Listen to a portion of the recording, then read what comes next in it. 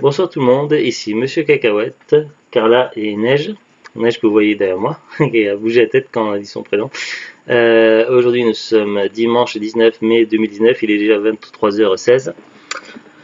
Ce soir donc pour ce parlant DVD, on a choisi de voir avec Zulut ce film là. Donc c'est un film qui a fait beaucoup de bruit mais on l'avait toujours pas vu. Donc voilà, Seul sur Mars avec Matt Damon et d'autres acteurs.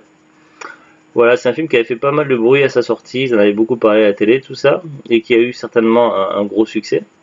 Alors c'est un DVD aussi qui est très facile à trouver dans le commerce, un peu partout. Nous on l'avait acheté l'année dernière à Carrefour. D'ailleurs il y a encore dans les DVD pas chers Carrefour, alors je sais plus si c'est des DVD à 1 € ou 2 €, peut-être 2 €. Mais voilà, on peut le trouver facilement, même dans les cages, tout ça. C'est un DVD qu'on voit partout en quantité d'exemplaires énorme. Il ne faut pas le confondre avec Mission to Mars qui a rien à voir. Seul sur Mars, donc c'est un film tiré d'un roman et qui touche moins dans le domaine du surnaturel par rapport à Mission to Mars quand même. Alors, je vais commencer par vous lire le synopsis qui est au dos. Alors, on a déjà une petite citation du magazine Le Point, c'est un journal peut-être. Plus divertissant que Gravity, plus accessible qu'Interstellar. Une citation du Parisien, une magistrale leçon de survie. Alors, lors d'une expédition sur Mars, l'astronaute Mark Watney, Matt Damon, est laissé pour mort par ses coéquipiers après une violente tempête. Mais Mark a survécu et il est désormais seul, sans moyen de repartir sur une planète hostile. Pour survivre, il va devoir repousser ses limites et trouver à tout prix un moyen de contacter la Terre. Découvrez le nouveau chef-d'œuvre de Ridley Scott, qui a réalisé également Alien et Gladiator, et plein d'autres trucs. Une aventure humaine spectaculaire et résolument optimiste portée par Matt Damon, véritable Robinson Crusoe de l'espace, impressionnant dans ce contre-la-montre palpitant. En bonus, il y a Bêtisier, la plus grande aventure martienne, un hommage à Watney, être au top, la présentation de Mark après 10 jours d'isolement et bande-annonce. On n'a pas vu les bonus. Le film, lorsqu'on met le DVD, ça démarre directement sur le menu, donc pas de bande-annonce avant d'autres films. C'est un petit peu dommage. Alors, on va déjà commencer par résumer le film. Donc, le film commence lorsque une équipage, donc je sais plus s'ils sont 5, 6, ouais, ils sont moins de 10. Ils sont sur la planète Mars, ils travaillent, tout ça, ils font ce qu'ils ont à faire.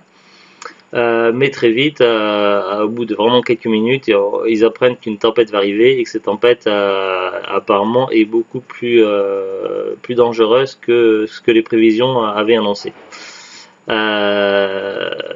Et du coup, ils vont devoir partir en vitesse grand V. Donc, ils vont essayer de faire comme ils peuvent.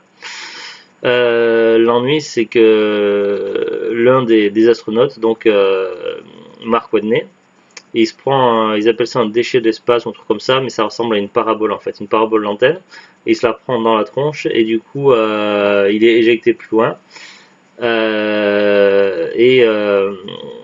Comme tout est informatisé, tout ça, les autres, ses collègues, ils ont été mis au courant comme quoi il y avait une brèche dans sa combinaison, donc normalement il ne pouvait pas survivre.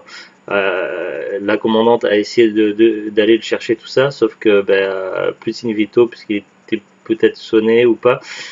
Enfin, il savait pas trop, mais il y avait de grandes chances, étant donné qu'il y avait une brèche dans sa tenue, qu'il soit mort, qu'il puisse pas survivre en fait. Le temps leur est compté, donc ils ne pouvaient que partir. Donc ils sont partis, donc ils ont quitté la planète. Seulement quelques temps plus tard, donc Mark Watney se relève et en fait il y avait bien une brèche. Sa tenue a été transpercée par un bout de métal. Et le truc c'est que par miracle en fait son sang est coagulé, tout ça, et en fait la brèche a été colmatée d'elle-même, et donc du coup il se retrouve vivant, mais il lui manque d'oxygène, donc il va devoir revenir. Donc ils avaient des pièces d'équipement donc sur place, donc il va déjà tenter de survivre au premier souci, et puis après donc il va chercher à tenir le coup. Donc il va utiliser tous les moyens à disposition, donc tout ce qu'ils avaient laissé sur place, tout ce qui avait été laissé sur place également par les missions précédentes, récupérer des éléments, rationner la nourriture pour essayer de pouvoir produire de la nourriture si possible, trouver une solution aux problèmes d'air, aux problèmes d'énergie. Donc il va se concentrer essentiellement une grosse partie du film sur les ressources, et puis il va chercher également à trouver une possibilité de communication avec la Terre. Donc voilà, il y a une grosse partie du film qui est basée sur la survie. Et puis la Terre en parallèle, lorsqu'ils vont découvrir qui est toujours vivant, ils vont réfléchir aux possibilités qui s'offrent à eux. Donc, est-ce qu'ils vont pouvoir le ravitailler en nourriture avant de pouvoir faire une expédition de sauvetage?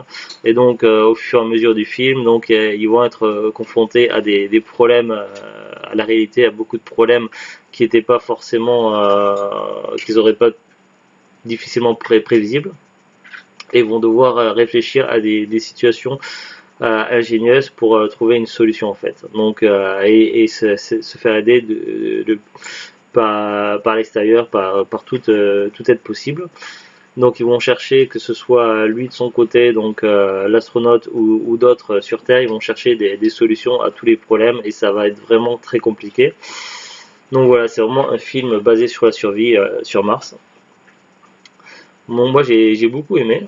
Donc vraiment, hein? Quand tu es tout seul, oui, quoi, comme un petit peu comme on remet son Crusoe, quoi. Sauf que lui, c'était pas sur Mars. Donc voilà, je disais, donc moi j'ai beaucoup aimé ce film-là, donc vraiment très très bien construit, très intéressant, les acteurs, la VF, tout ça, franchement, y a rien à redire. De quoi? Mais non. Zouglut, elle blague, en fait, elle a adoré le film. Euh, Et donc voilà, donc je disais, donc franchement tout était vraiment très bien. Le choix des musiques était plutôt de manière générale était plutôt assez approprié. Des fois c'était un petit peu comique, des fois le fait qu'on a eu certaines musiques un petit peu disco, tout ça.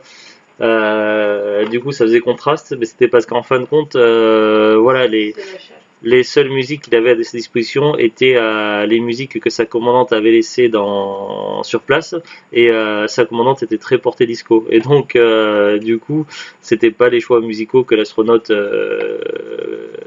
qui intéressait l'astronaute, donc il n'avait pas le choix que d'écouter ça comme musique. Donc voilà, les musiques étaient vraiment pas mal. Il y a aussi beaucoup d'humour aussi, beaucoup d'humour, de traits d'humour, de petites blagues, de petites choses sympas, tout ça.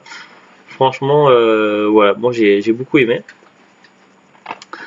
Après, les Oglutes aussi a aimé. Alors pour un premier visionnage, puisque je n'avais pas vu le film, et j'avais comme ils en ont beaucoup parlé à la télé, tout ça, quand c'était sorti, j'avais essayé de regarder le moins possible, que ce soit les réseaux sociaux, internet ou la télévision, pour ne pas me faire spoiler le film. Donc même quand ça passait à la télé, tout ça, j'ai essayé de changer de chaîne à chaque fois pour ne pas tomber dessus, pour ne pas me spoiler, parce que je savais qu'on allait le voir en ces 4 en DVD. Donc voilà, donc franchement c'est un film vraiment bien à voir au moins une fois. Donc voilà, c'est un film à voir une fois, franchement ça vaut le coup. Après moi ça c'est un film que je vais le garder pour la collection, parce que bon voilà, moi tout ce qui est science-fiction, planète, différentes planètes, vaisseaux spatiaux, tout ça, donc c'est vraiment ce que je préfère. Mais voilà, je vais garder pour la collection, il n'y a pas de souci. Par contre, c'est pas le genre de film que je vais revoir plein de fois, quoi. Autant Jurassic Park 1, je vais pouvoir le voir 15 fois, 30 fois sans problème. Je pourrais le revoir plusieurs fois d'affilée, même du Star Wars. Autant celui-ci, je pense qu'il faudra que s'écouler plusieurs années avant que je le revoie pour mieux l'apprécier. Sinon, j'ai peur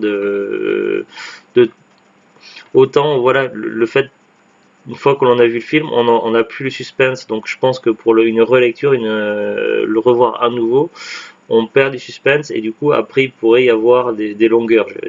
J'appréhende un peu de le revoir trop vite en fait. Je pense qu'il faut que plusieurs années passent avant de revoir le film. Voilà, sinon c'est quand même un très très bon film. Alors maintenant on va voir un petit peu ce que je peux vous dire dessus. Donc au niveau du casting, tout ça. Donc le film est sorti en 2015.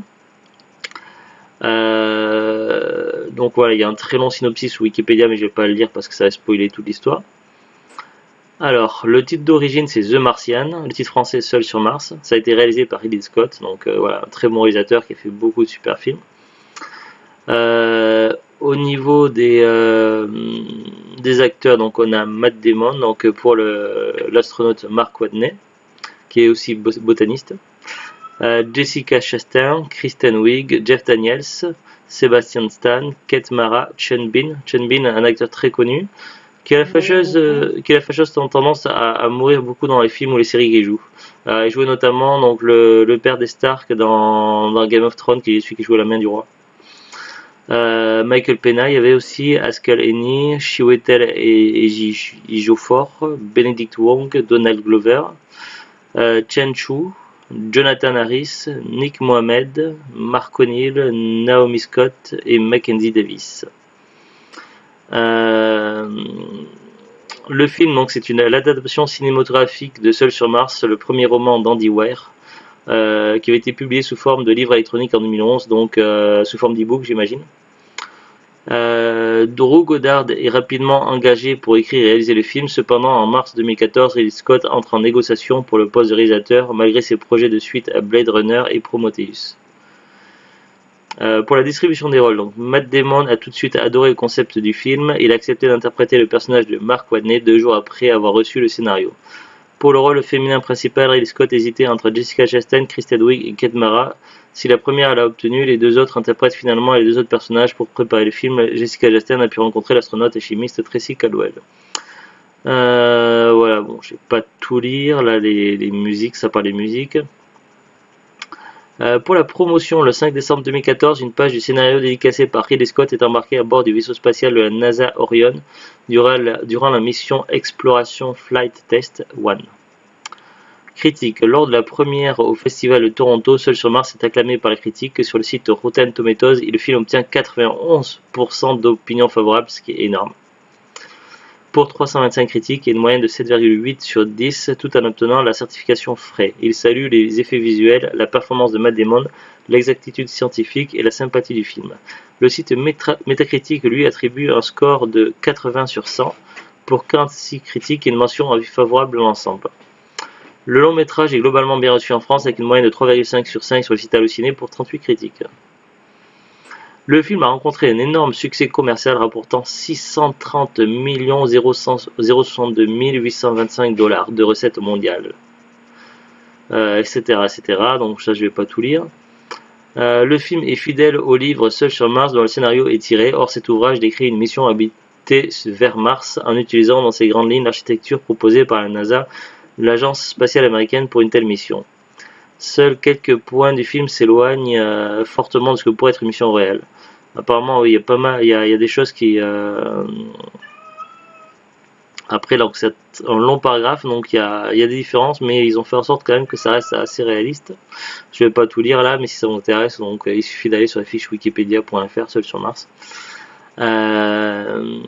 Référence culturelle. Lors d'une réunion au siège de la NASA, le plan de sauvetage de Watney est baptisé Projet Elrond, en référence au Seigneur des Anneaux. Or, Sean Bean, interprétant le personnage de Mitch Anderson, jouait également le rôle de Boromir dans la trilogie de Peter Jackson et était présent lors de la représentation du conseil d'Elrond dans ces dernières. Cependant, d'après le scénariste Drew Goddard, cela n'est qu'une coïncidence, ce clin d'œil étant déjà dans le script avant qu'il ne soit soumis à Sean Bean.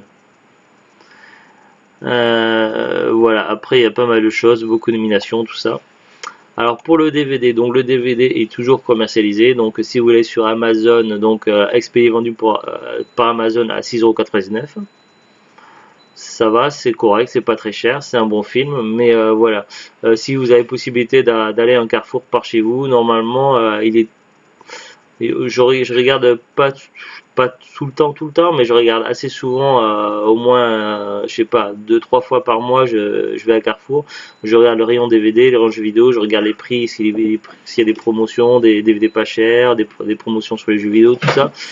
Je regarde assez souvent et il me semble que dans les DVD à 2 € pas chers à Carrefour, il y a encore Seul sur Mars. Donc vous devez pouvoir le trouver et vous l'aurez à moins cher que sur Amazon. En plus 9 sous blister. Après voilà, c'est un DVD assez courant, je pense que vous pouvez le trouver assez facilement dans les magasins cash ou en brocante. Voilà, c'est tout pour cette petite vidéo. On vous dit à très bientôt et au revoir. Au revoir.